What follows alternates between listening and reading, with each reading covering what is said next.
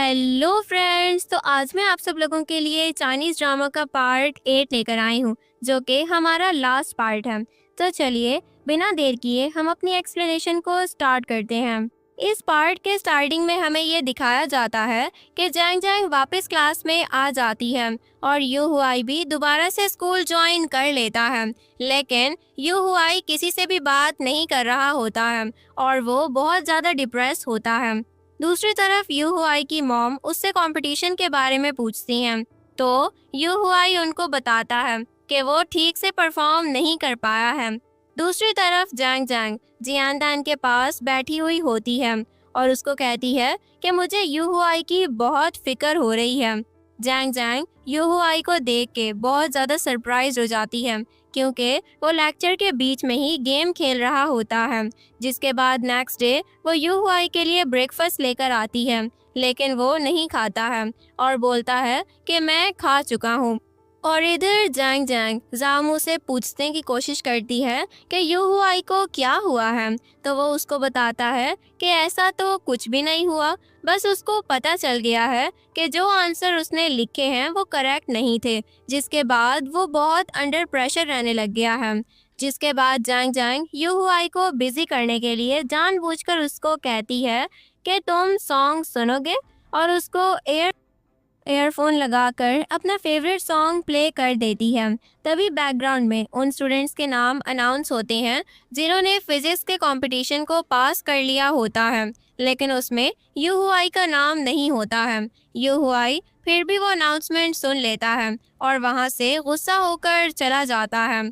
जिसके बाद lunch time में जाओमू यू हुआई का पूछता है, तो जैंग जैंग कहती है कि मुझे नहीं पता, वो बगैर बताए ही कहीं पर चला गया है।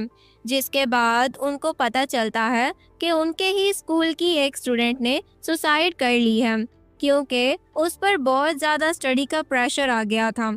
इधर यू हुआई की मॉम यू हुआई को स्टॉक कर रही होती हैं और उसका फ़ोन भी चेक करने लग जाती हैं। और उसकी मॉम को पता चल जाता है कि यू हुआई सारा दिन जैंग जैंग के साथ ही होता है। जिसके बाद वो जैंग जैंग को स्कूल से वापस जाते हुए रोक देती हैं और कहती हैं कि क्या तुम मेरे लिए एक फेवर करोगी।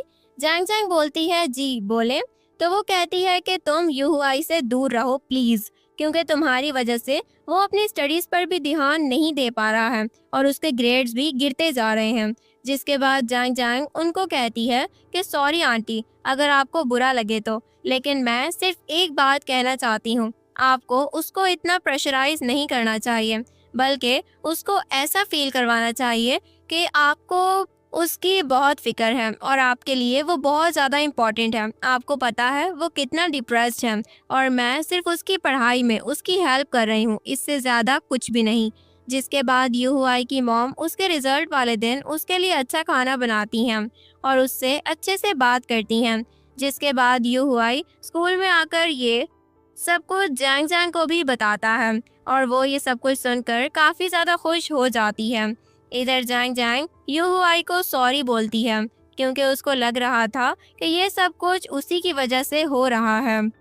तभी यू हुआई कहता है कि मैं अब छोटा बच्चा नहीं हूँ, मैं मैच्योर हो गया हूँ और मैं इन सब बातों पर ध्यान नहीं देता हूँ। जिस पर वो हंसते हुए कहती है कि मुझे तो अभी तुम टीनेजर ही लगते हो। और दोनों एक दूसरे का हाथ पकड़ लेते हैं और फिर एक दूसरे को बाय बोलकर अपने अपने घर चले जाते हैं।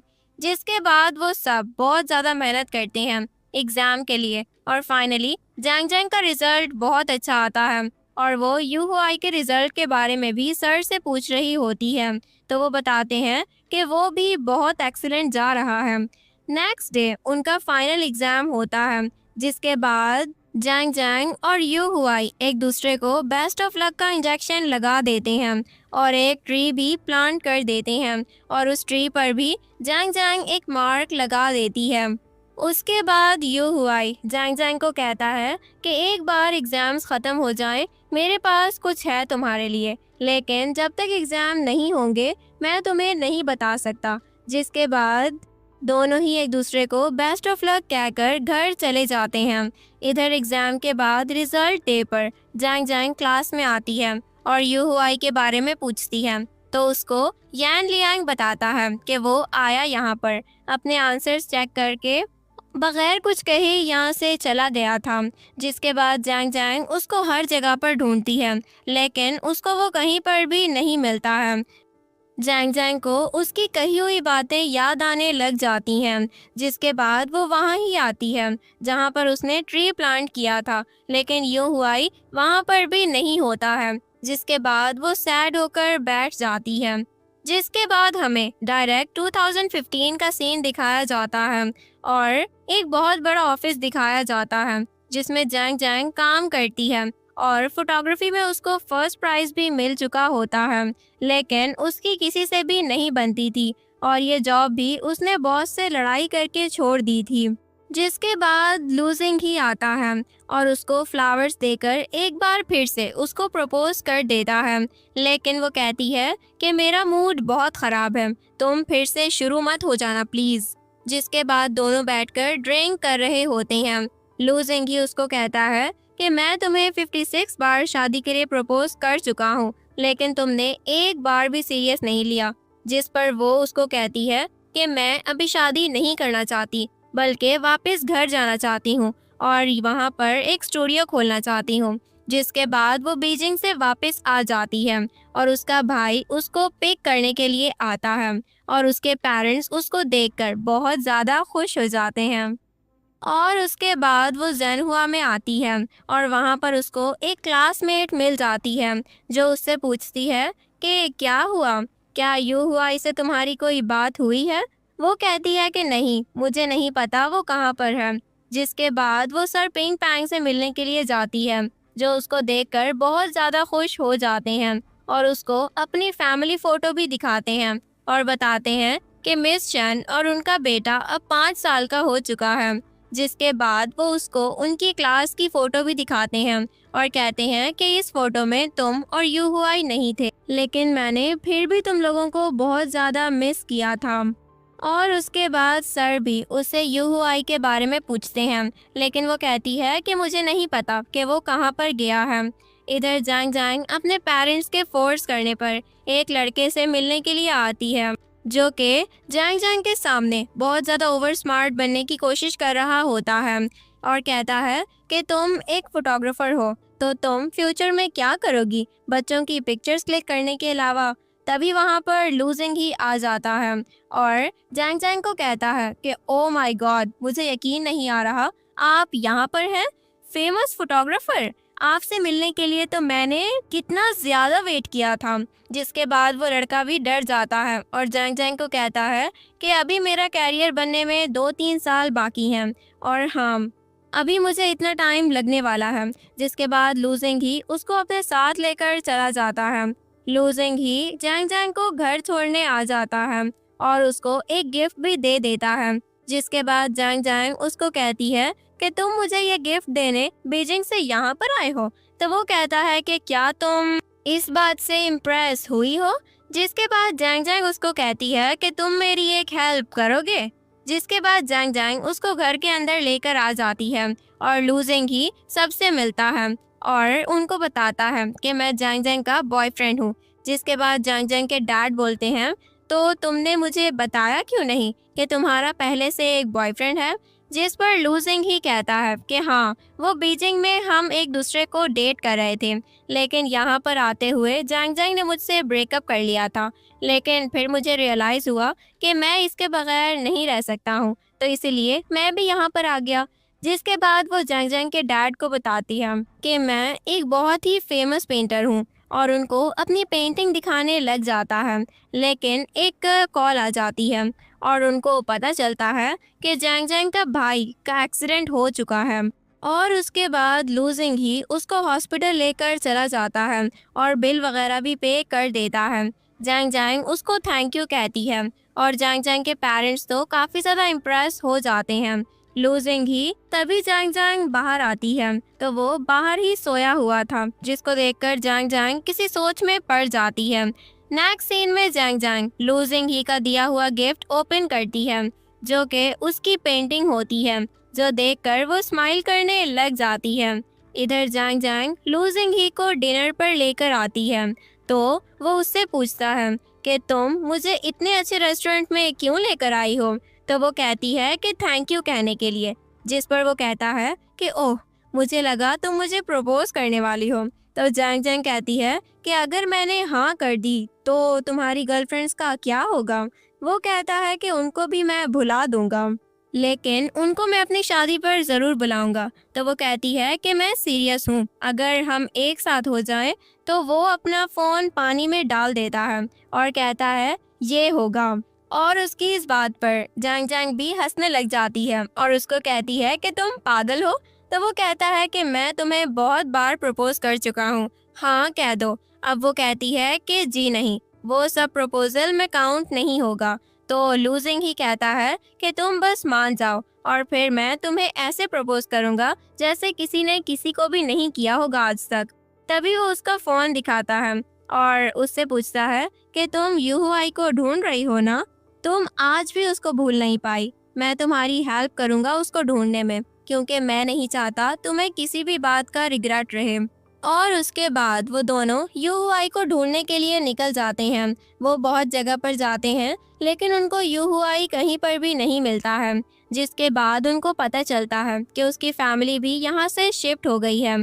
जिसके बाद लूजिंग ही जैंग जैंग को कहता है कि जब तुमने मुझे उस कैमरा को यूज करने का तरीका बताया था, उस वक्त तुम बहुत सुंदर लग रही थी। मैं आज भी उस मोमेंट के बारे में सोचता हूँ तो लगता है कि कल की बात है। चलो ना यार, अब तो मुझसे शादी कर लो। मैं सारी जिंदगी तुम्हें मिस करते हुए नहीं गुजारना चाहता। जैंग जैंग कहती है कि मैं अभी रेडी नहीं हूँ। तो वो कहता है कि ओके ठीक है, मुझे पता है जब तक तुम यूहुआई को नहीं ढूंढ लोगी तुम शादी नहीं करोगी। जिसके बाद वो उसके गले लग के रोने लग जाती है और दोनों को ही समझ नहीं आ रहा था कि आगे क्या होने वाला है। और इधर हम लोग देखते हैं कि जैंग जैंग को लूजिंग ही के साथ बिताए हुए सारे पल याद आ रहे होते हैं कि कैसे वो उसका ख्याल रखता था, उसकी केयर करता था, उसको खुश करने के लिए एफर्ट्स करता था। जैंग जैंग अपने भाई के साथ हॉस्पिटल में होती है, तभी उसको जाओमू और जियानदान की कॉल आ जाती है और वो उसको बताते हैं कि यूहुआई के सारा सामान यहाँ उसके रूम में पड़ा हुआ है। वो बगैर किसी सामान के पता नहीं कहाँ पर चला गया है और हमें नहीं पता कि अब वो कभी भी वापस आएगा या फिर नहीं। जिसके बाद वो रोने लग जाती है और ये बातें लूजिंग ही भी सुन लेता है और जैंग जैंग को उसके लिए रोता देखकर उसको बिल्कुल भी अच्छा नहीं लगता है और वो ये सब कुछ देखकर वहाँ से चला जाता है। तभी जैंग जैंग के भाई को बाथरूम जाना होता है, तो वो उसको बाथरूम लेकर जाती है और तभी उसकी टक्कर किसी से हो जाती है, जिसको देखकर जैंग जैंग तो सरप्राइज ही हो जाती है। जैंग जैंग जिससे टकराई थी वो कोई और नहीं बल्कि यूहुआई ही होता है। वो उसको देखकर शॉक्ड हो जाती है, तो वो उसको बताता है कि वो यूएस चला गया था और अब वो समर वेकेशन पर यहाँ पे आया हुआ है।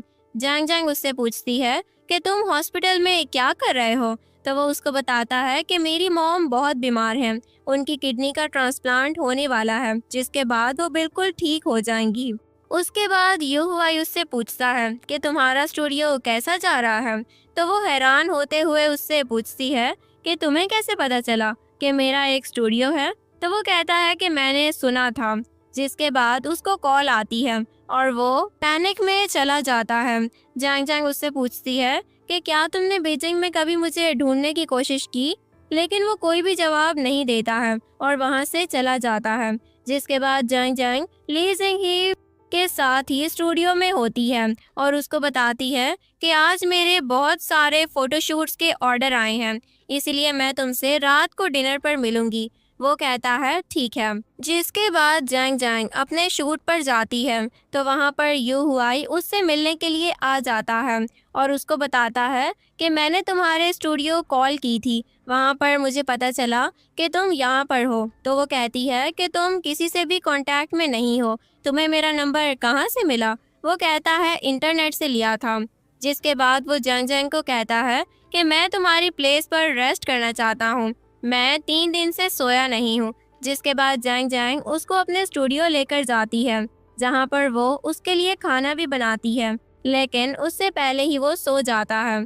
तो जैंग जैंग उसके बाजू पर वही इंजेक्शन का मार्क देकर बहुत हैरान हो जाती है कि इतने सालों बाद भी यू हुआई ने उस मार्क को मिटने नहीं दिया था, बल्कि उसका टैटू ही बनवा लिया था। और उसके बाद वो अपने कामों में बिजी हो जाती है। तभी यू हुआई उठ जाता है। जैंग जैंग उसको खाना देती है, जिसके बाद वो बर्तन धोने लग जाता है और कहता है कि मुझे अपने काम खुद करने की आदत है।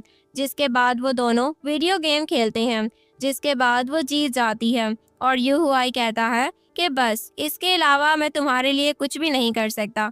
जिसके बाद जैंग जैंग उसको किस करने लग जाती है और वो दोनों किसिंग करते हैं।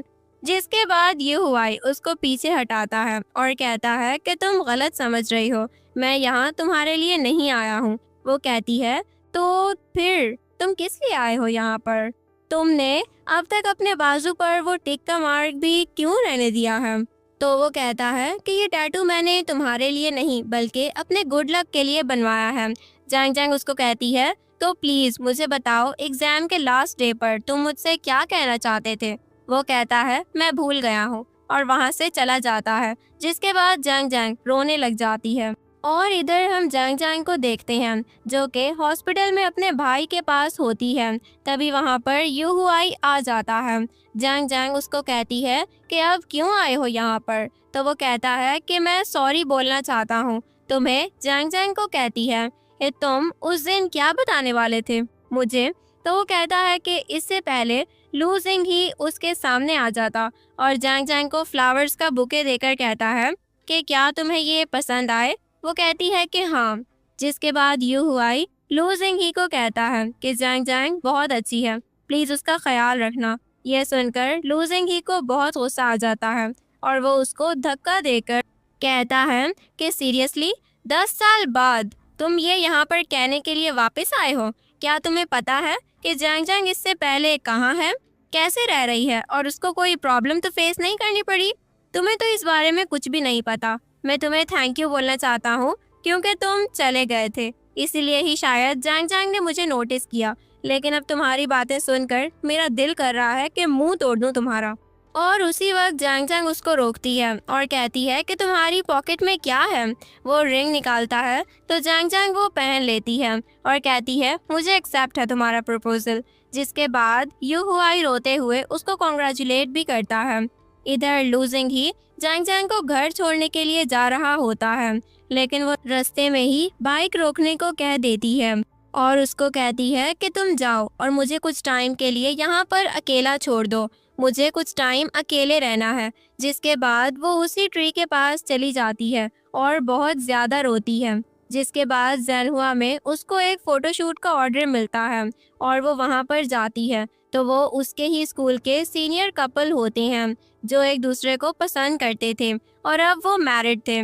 जिसके बाद वो बहुत सोचती है और अपनी रिंग उतार देती है और लू जिंग ही को मैसेज करती है कि सॉरी, मैं तुमसे शादी नहीं कर सकती हूँ, जो देखकर वो बहुत ज़्यादा रोता है। जिसके बाद वो नेक्स्ट डे जैंग जैंग के भाई को डिस्चार्ज करवाने हॉस्पिटल जाता है, जहाँ पर वो जैंग जैंग को इग्नोर कर रहा होता है।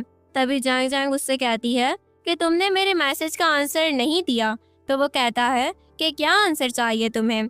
तुमने मुझे समझा क्या हुआ है? जब तुम्हारा दिल करता है तो मुझे अपना बना लेती हो और जब तुम्हारा दिल करता है तो मुझे छोड़ देती हो। उस दिन भी तुमने यू हुआई को इरिटेट करने के लिए उसके सामने मेरी रिंग पहन ली थी। मैं कितना खुश हो गया था कि तुम अब मेरी हो चुकी हो, और फिर एक दिन तुमने मुझे मैसेज कर दिया कि तुम अपनी रिंग वापस ले लो। जैंग जैंग उसको सॉरी बोलती है, तभी वो गुस्से में वहाँ से चला जाता है। जिसके बाद वो जैंग जैंग को दोबारा से स्कूल की तरह प्रपोज करता है और अपनी रिंग उससे वापस लेकर कहता है कि इसको हमेशा तुम्हारे लिए अपने पास रखूंगा, और उसके लिप्स पर किस करने लगता है, लेकिन वो पीछे हो जाती है। जिसके बाद वो वहाँ से चला जाता है। नेक्स्ट सीन में जैंग जैंग फ्लावर्स लेकर यू हुआई की मॉम से मिलने के लिए जाती है तो वो उसको बताती हैं कि यू हुआई बीजिंग कभी गया ही नहीं था क्योंकि उसकी मॉम को बहुत ज़्यादा बीमार हो गई थी, और वो रोते हुए जैंग जैंग को बताती हैं कि मेरा बेटा बिल्कुल अकेला हो गया है क्योंकि मैंने कभी उसकी फीलिंग्स की परवाह ही नहीं की। जिसके बाद वहाँ पर यू हुआई भी आ जाता है वो दोनों ही बात कर रहे होते हैं तो यू हुआई उसको बताता है कि मैं आया था तुमसे मिलने, लेकिन तुम उस वक्त लू जिंग ही के साथ थी, इसलिए मैं वहाँ से चला गया था। और उसको कहता है कि जैंग जैंग, आज तुम एक सक्सेसफुल लेडी हो और मेरे पास कुछ भी नहीं है। जिसके बाद जैंग जैंग उससे पूछती है कि क्या तुम मुझे पसंद करते हो? तो वो कहता है, याद है मैंने तुम्हें एक पजल दिया था। जैंग जैंग कहती है, हाँ, और आज तक मैं उसको सॉल्व ही नहीं कर पाई। वो उसको कहता है, क्योंकि तुम स्टूपिड हो उस पजल के लिए। उस बुक में ही ये सब कुछ था, मैंने सब कुछ लिख रखा था और उस पजल को सॉल्व करने का तरीका और उसका जवाब उस बुक में ही है, जो बुक मैंने तुम्हें दी थी। जिसके बाद जैंग जैंग भागकर घर जाती है और उस पजल को सॉल्व करने की कोशिश शुरू कर देती है। जिसके बाद वो यू हुआई को कॉल करती है और कहती है, तुम बहुत बुरे हो। ये बात तुम मुझे आसानी से भी तो बता सकते थे ना। मैंने तुम्हारी वजह से लूजिंग ही को इग्नोर किया। मैंने तुम्हारे लिए साइंस चूज करी, लेकिन तुमने फिर भी मुझे नहीं बताया। तो वो कहता है कि तुम जिस यूआई को पसंद करती थी वो बहुत जीनियस था, लेकिन आज मैं एक लूजर हूँ। तो वो कहती है कि जब तुमने मुझे पसंद किया था मैं भी तो लूजर थी ना। अब मेरी बारी आई है और मैं तुम्हारा साथ जरूर दूंगी। यूहुआई कहता है कि तुम मेरे साथ खुश नहीं रह सकती हो, और उसके बाद वो कॉल कट कर देता है। जिसके बाद जैंग जैंग उसको उस ट्री के पास बुलाती है और यू हुआई वहाँ पर थोड़ा सा लेट आता है और जैंग जैंग को सॉरी बोलता है, और दोनों अपनी एक न्यू लाइफ को शुरू करने के लिए एक दूसरे से प्रॉमिस करते हैं। और यहाँ पर हमारे इस ड्रामा की हैप्पी एंडिंग हो जाती है। डियर फ्रेंड्स, कैसी लगी आपको मेरी इस ड्रामा की एक्सप्लेनेशन? मुझे कमेंट सेक्शन में ज़रूर बताइएगा। वीडियो को लाइक और शेयर करना मत भूलिएगा और साथ ही साथ चैनल को भी सब्सक्राइब कर दीजिएगा। मिलती हूँ मैं आपसे एक न्यू एक्सप्लेनेशन में। तब तक के लिए bye bye, take care and thanks for watching.